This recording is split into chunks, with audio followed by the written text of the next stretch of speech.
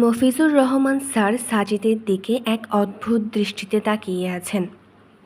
তাকানোর ভঙ্গি এরকম, বাছা, আজকে তোমাকে পেয়েছি। আজ তোমার 12টা যদি না বাজিয়েছি, আমার নামও মফিজ না। সাজিদ মাথা নিচু করে ক্লাসের বাইরে দাঁড়িয়ে আছে। 20 মিনিট দেরি করে ফেলেছে ক্লাসে আসতে। বিশ্ববিদ্যালয়ে 20 মিনিট দেরি করে ক্লাসে আসা এমন কোনো গুরুতর পাপ কাজ নয় যে এর জন্য তার দিকে এভাবে তাকাতে হবে। সাজিদ সবিনয়ে বলল, স্যার, আসবো? মফিজুর রহমান স্যার অত্যন্ত গুরুগম্ভীর গলায় বললেন, হুম। এমনভাবে বললেন যেন সাজিদকে 2-4 কথা শুনিয়ে দরজা থেকে খেদিয়ে পাঠিয়ে দিতে পারলেই ওনার গা জুড়োয়। সাজিদ ক্লাসরুমে এসে বসল। লেকচারের বেশ অর্ধেকটা শেষ হয়ে গেছে। মফিজুর রহমান স্যার আর 5 মিনিট লেকচার দিয়ে ক্লাস সমাপ্ত করলেন। সাজিদের কপালে যে আজ খুবই খারাপই আছে সেটা সে প্রথম থেকেই বুঝতে পেরেছে। মফিজুর রহমান স্যার সাজিদকে দাঁড় করালেন। খুব স্বাভাবিক চেহারায় হাসি হাসি মুখ করে বললেন, সাজিদ, কেমন আছো? সাজিদ প্রায় ভূত দেখার মতো চমকে উঠল। এই মুহূর্তে সে যদি সত্যি সত্যি ডুমুরের ফুল অথবা ঘোড়ার ডিম জাতীয় কিছু দেখত, হয়তো এতটা চমকাতো না। মিরাকল জিনিসটায় তার বিশ্বাস আছে, তবে মফিজুর রহমান স্যারের এই আচরণ তার কাছে তার চেয়েও বেশি কিছু মনে হচ্ছে। এই ভদ্রলোক এত সুন্দর করে এরকম হাসি মুখ নিয়ে কারোর সাথে কথা বলতে পারে, এটাই এতদিন একটা রহস্য ছিল। সাজিদ নিজেকে খানিকটা সামনে নিয়ে বলল, জি স্যার, ভালো আছি আলহামদুলিল্লাহ। আপনি কেমন আছেন? তিনি আবারও একটি মুচকি হাসি দিলেন। সাজিদ পুনরায় অবাক হলো। মনে হচ্ছে সে কোনো দিবা স্বপ্নে বিভোর আছে। স্বপ্নের একটা ক্রাইটেরিয়া হচ্ছে স্বপ্নে বেশিরভাগ সময় নেগেটিভ জিনিসকে পজিটিভ আর পজিটিভ জিনিসকে নেগেটিভভাবে দেখা যায়। মফিজুর রহমান স্যারকে নিয়ে তার মাত্রাতিরিক্ত নেগেটিভ চিন্তা থেকেই হয়তো এরকম হচ্ছে। একটু পরে সে হয়তো দেখবে এই ভদ্রলোক তার দিকে রাগী রাগী চেহারায় তাকিয়ে আছে এবং বলছে, এই ছেলে, এত দেরি করে ক্লাসে কেন এসেছো? তুমি জানো আমি তোমার নামে ডিন স্যারের কাছে কমপ্লেন করে দিতে পারি আর কোনো দিন যদি দেরি করেছো।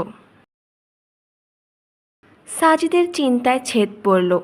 তার সামনে দাঁড়ানো হালকা পাতলা গড়নের মফিজুর রহমান নামের ভদ্রলোকটি বললেন, আমিও খুব ভালো আছি। ভদ্রলোকের মুখে হাসির রেখাটা তখনও স্পষ্ট। মফিজুর রহমান স্যার সাজিদকে বললেন, আচ্ছা বাবা আইনস্টাইন, তুমি কি বিশ্বাস করো আকাশ বলে কিছু আছে? সাজিদ এবার নিশ্চিত হলো যে এটা কোনো স্বপ্ন দৃশ্য নয়। মফিজুর রহমান স্যার তাচ্ছিল্য ভরে সাজিদকে আইনস্টাইন বলে ডাকে। সাজিদকে যখন আইনস্টাইন বলে তখন ক্লাসের অনেকে খলখল করে হেসে ওঠে। এই মুহূর্তে সাজিদ একটি চাপা হাসির শব্দ শুনতে পাচ্ছে। তাহলে এটা কোনো স্বপ্ন দৃশ্য নয়, বাস্তব। সাজিদ বলল, জি স্যার, বিশ্বাস করি। ভদ্রলোক আরেকটি মুচকি হাসি দিলেন। উনি আজকে হাসতে হাসতে দিন পার করে দেবার পণ করেছেন কিনা কে জানে। তিনি বললেন, বাবা আইনস্টাইন, আদতে আকাশ বলে কিছুই নেই। আমরা যেটাকে আকাশ বলি সেটা হচ্ছে আমাদের দৃষ্টির প্রান্তসীমা। মাথার উপরে নীল রঙা যে জিনিসটি দেখতে পাও সেটাকে মূলত বায়ুমণ্ডলের কারণেই নীল দেখায়। চাঁদে বায়ুমণ্ডল নেই বলেই চাঁদে আকাশকে কালো দেখায়। বুঝতে পেরেছেন মহামতি আইনস্টাইন? স্যারের কথা শুনে ক্লাসের কিছু অংশ আবার হাসি শুরু করলো। স্যার আবার বললেন, তাহলে বুঝলে তো আকাশ বলে যে কিছুই নাই? সাজিদ কিছুই বলল না, চুপ করে আছে। স্যার বললেন, গত রাতে হয়েছে কি জানো? নেট সার্চ দিয়ে একটি ব্লগ সাইটের ঠিকানা পেলাম, মুক্তমনা ব্লগ নামে। অভিজিৎ নামের এক ব্লগারের লেখা পেলাম সেখানে। খুব ভালো লিখে দেখলাম। যা হোক, অভিজিৎ নামের এই লোকটা কোরআনের কিছু বাণী উদ্ধৃত করে দেখালো কতটা উদ্ভট এইসব জিনিস। সেখানে আকাশ নিয়ে কি বলা আছে শুনতে চাও? সাজিদ এবারও কিছু বলল না, চুপ করে আছে। স্যার বললেন, কোরআনে বলা আছে, আর আমরা আকাশকে করেছি সুরক্ষিত ছাদ, অথচ তারা আমাদের নির্দেশনাবলী থেকে মুখ ফিরিয়ে রাখে। And we made the sky a protected ceiling, but they are from its signs and turning away. Al-Anbiya 32। দেখলে তো বাবা আইনস্টাইন, তোমাদের আল্লাহ বলেছে আকাশ নাকি সুরক্ষিত ছাদ। তা বাবা, এই ছাদে যাবার কোনো সিঁড়ির সন্ধান কোরআনে আছে কি? হা হা হা হা। চুপ করে থাকতে পারলে বেশ হতো, কিন্তু এই লোকটির মাত্রাতিরিক্ত বাড়াবাড়িতে সাজিদ মুখ খুলতে বাধ্য হলো। সে বলল, স্যার, আপনার সেই ব্লগার অভিজিৎ আর আপনার প্রথম ভুল হচ্ছে আকাশ নিয়ে আপনাদের দুজনের ধারণা মোটেও ক্লিয়ার না। ও তাই নাকি? তা আকাশ নিয়ে ক্লিয়ার ধারণাটা কি বলো শুনি। অবজ্ঞা ভরে লোকটির প্রশ্ন। সাজিদ বলল, স্যার, আকাশ নিয়ে ইংরেজি অক্সফোর্ড ডিকশনারিতে বলা আছে, the region of the atmosphere and outer space seen from the earth, অর্থাৎ পৃথিবী পৃষ্ঠ থেকে বায়ুমণ্ডলের এবং তার বাইরে যা কিছু দেখা যায় সেটাই আকাশ। আকাশ নিয়ে আরও ক্লিয়ারলি বলা আছে উইকিপিডিয়াতে। আপনি নেট ঘেঁটে মুক্তমনা ব্লগ অবধি যেতে পেরেছেন, আর একটু এগিয়ে উইকিপিডিয়া অবধি গেলেই পারতেন। যা হোক, আকাশ নিয়ে উইকিপিডিয়াতে বলা আছে, the sky or celestial dome is everything that lies above the surface of the earth including the atmosphere and outer space, অর্থাৎ পৃথিবীর ভূপৃষ্ঠের উপরে যা কিছু আছে তার সবই আকাশের অন্তর্গত। এর মধ্যে বায়ুমণ্ডল এবং তার বাইরের সব কিছুও আকাশের মধ্যে পড়ে। তো এটা হচ্ছে আকাশের সাধারণ ধারণা। এখন আপনার সেই আয়াতে ফিরে আসি। আপনি কোরআন থেকে উল্লেখ করেছেন, আর আমরা আকাশকে করেছি সুরক্ষিত ছাদ, অথচ তারা আমাদের নির্দেশনাবলী থেকে মুখ ফিরিয়ে রাখে। আপনি বলেছেন আকাশ কিভাবে ছাদ হয়, তাই না? স্যার, বিংশ শতাব্দীতে বসে বিজ্ঞান জানা কিছু লোক যদি এরকম প্রশ্ন করে, তাহলে আমাদের উচিত বিজ্ঞান চর্চা বাদ দিয়ে গুহার জীবনযাপনে ফিরে যাওয়া। What do you mean? বলছি স্যার, বিংশ শতাব্দীর মাঝামাঝি সময়ে বিজ্ঞানীরা পৃথিবীর উপরিভাগে যে বায়ুমণ্ডল আছে তাতে কিছু স্তরের সন্ধান পেয়েছেন। আমাদের পৃথিবীর বায়ুমণ্ডল এসব পূর্ব স্তর দ্বারা গঠিত। এই স্তরগুলো হচ্ছে troposphere, stratosphere, mesosphere, thermosphere, exosphere. এই প্রত্যেকটি স্তরের আলাদা আলাদা কাজ রয়েছে। আপনি কি জানেন, বিজ্ঞানী স্যার ভ্যান অ্যালেন প্রমাণ করে দেখিয়েছেন আমাদের পৃথিবীর ভূপৃষ্ঠের চারদিকে একটি শক্তিশালী ম্যাগনেটিক ফিল্ড আছে। এই ম্যাগনেটিক ফিল্ড আমাদের পৃথিবী পৃষ্ঠের চারদিকে একটি বেল্টের মতো বলয় সৃষ্টি করে রেখেছে। বিজ্ঞানী স্যার ভ্যান অ্যালেনের নামে এই জিনিসটার নাম রাখা হয় ভ্যান অ্যালেন বেল্ট। এই বেল্ট চারপাশে ঘিরে রেখেছে আমাদের বায়ুমণ্ডলকে। আমাদের বায়ুমণ্ডলের দ্বিতীয় স্তরের নাম হচ্ছে স্ট্র্যাটোস্ফিয়ার। এই স্তরের মধ্যে আছে এক জাদুকরী উপস্তর।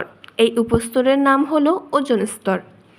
এই ওজোন স্তরের কাজের কথায় পরে আসছি, আগে একটু সূর্যের কথা বলি। সূর্যে প্রতি সেকেন্ডে যে বিস্ফোরণগুলো হয় তা আমাদের চিন্তার কল্পনারও বাইরে। এই বিস্ফোরণগুলোর ক্ষুদ্র একটি বিস্ফোরণের তেজস্ক্রিয়তা এমন যে তা জাপানের হিরোশিমায় যে অ্যাটমিক বোমা ফেলা হয়েছিল সেরকম 10,000 বিলিয়ন অ্যাটমিক বোমার সমান। চিন্তা করুন স্যার, সেই বিস্ফোরণগুলোর একটু আঁচ যদি পৃথিবীতে লাগে, পৃথিবীর কী অবস্থা হতে পারে। এখানেই শেষ নয়, মহাকাশে প্রতি সেকেন্ডে নিক্ষিপ্ত হয় মারাত্মক তেজস্ক্রিয় উল্কাপিণ্ড। এগুলোর একটির আঘাতে লণ্ডভণ্ড হয়ে যাবে পৃথিবী। আপনি জানেন আমাদের এই পৃথিবীকে এরকম বিপদের হাত থেকে কোন জিনিসটা রক্ষা করে? সেটা হচ্ছে আমাদের পৃথিবীর বায়ুমণ্ডল। আরও স্পেসিফিকলি বলতে গেলে বলতে হয় ওজোন স্তর। শুধু তাই নয়, সূর্য থেকে যে ক্ষতিকর অতিবেগুনি রশ্মি আর গামা রশ্মি পৃথিবীর দিকে ধেয়ে আসে, সেগুলো যদি পৃথিবীতে প্রবেশ করতে পারত তাহলে পৃথিবীতে কোনো প্রাণী বেঁচে থাকতে পারত না। এই অতিবেগুনি রশ্মির ফলে মানুষের শরীরে দেখা দিত চর্ম ক্যান্সার। উদ্ভিদের সালোক সংশ্লেষণ হতো না। আপনি জানেন সূর্য থেকে পৃথিবীর দিকে ধেয়ে আসা এসব ক্ষতিকর জিনিসকে কোন জিনিসটা আটকে দেয়, পৃথিবীতে ঢুকতে দেয় না? সেটা হলো বায়ুমণ্ডলের ওজোন স্তর। এই ওজোন স্তর এসব ক্ষতিকর উপাদানকে স্ক্যানিং করে পৃথিবীতে প্রবেশে বাধা দেয়। মজার ব্যাপার কি জানেন, এই ওজোন স্তর সূর্য থেকে আসা কেবল সেসব উপাদানকেই পৃথিবীতে প্রবেশ করতে দেয় যেগুলো পৃথিবীতে প্রাণের জন্য সহায়ক, যেমন বেতার তরঙ্গ আর সূর্যের উপকারী রশ্মি। এখানেই শেষ নয়, পৃথিবীর অভ্যন্তরের বিভিন্ন প্রক্রিয়ায় যে তাপমাত্রা সৃষ্টি হয় তার সবটাই যদি মহাকাশে বিলীন হয়ে যেত, তাহলে রাতের বেলা পুরো পৃথিবী ঠান্ডা বরফে পরিণত হয়ে যেত। মানুষ আর উদ্ভিদ বাঁচতেই পারত না।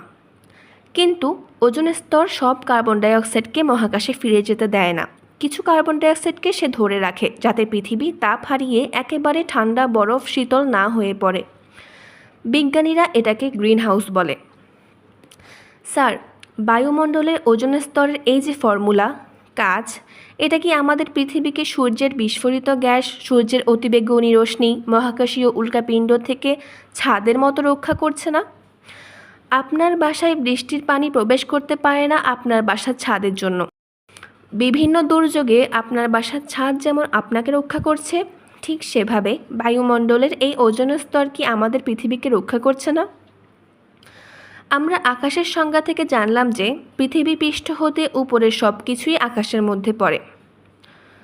বায়ুমণ্ডলও তো তাহলে আকাশের মধ্যে পড়ে, এবং আকাশের সংজ্ঞায় বায়ুমণ্ডলের কথা আলাদা করেই বলা আছে।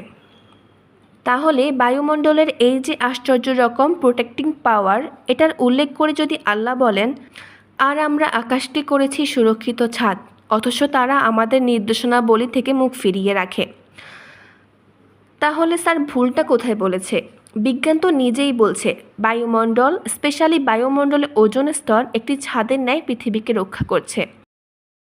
তাহলে আল্লাহ যদি একই কথা বলে, তাহলে সেটা অবৈজ্ঞানিক হবে কেন? আমি চ্যালেঞ্জ করে বলতে পারি, হয় আপনার সেই অভিজিৎ রায় বিজ্ঞান বুঝেন না, নয়তো তিনি বিশেষ কোনো গোষ্ঠীর পেইড এজেন্ট, যাদের কাজ সুস্পষ্ট প্রমাণ থাকা সত্ত্বেও মন গড়া কথা লিখে কোরআনের ভুল ধরা। কথাগুলো বলে সাজিদ থামল। পুরো ক্লাসে সে এতক্ষণ একটা লেকচার দিয়ে গেল বলে মনে হচ্ছে। তাকে আইনস্টাইন বলায় যারা খলখল করে হাসত, তাদের চেহারাগুলো ফ্যাকাশে হয়ে গেছে। মফিজুর রহমান স্যার কিছুই বললেন না। সি ইউ নেক্সট বলে ক্লাস থেকে বেরিয়ে গেলেন সেদিন। প্যারাডক্সিক্যাল সাজিদের পর্ব 12 এখানেই শেষ হলো। পরবর্তী গল্প শোনার আমন্ত্রণ জানিয়ে আজকে এখানেই শেষ করছি। আল্লাহ হাফেজ।